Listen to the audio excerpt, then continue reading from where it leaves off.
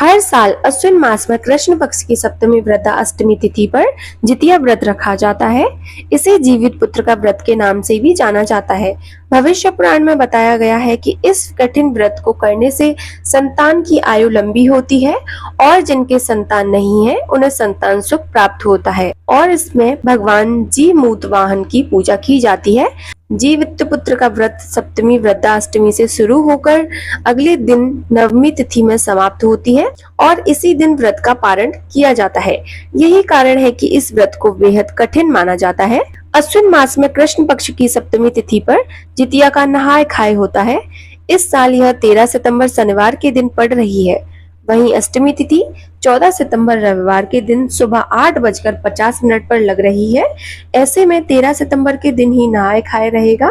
इस दिन महिलाओं द्वारा नदी या तालाब में स्नान करने के बाद सरसों के तेल की खल चिमनी के पत्तों पर रखकर भगवान जी मूतवाहन की पूजा करने का विधान बताया गया है।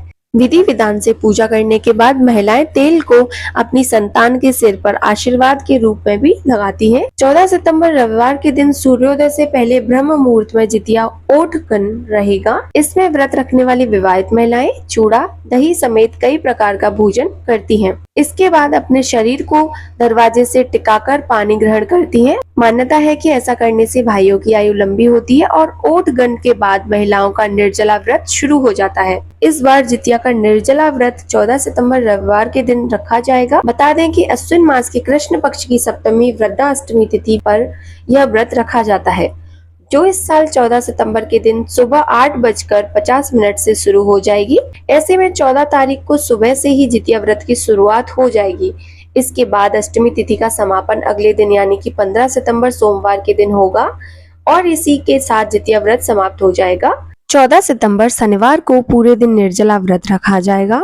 इसके बाद अगले दिन 15 सितंबर सोमवार को सुबह 6:35 पर अष्टमी तिथि का समापन होगा और नवमी तिथि की शुरुआत हो जाएगी।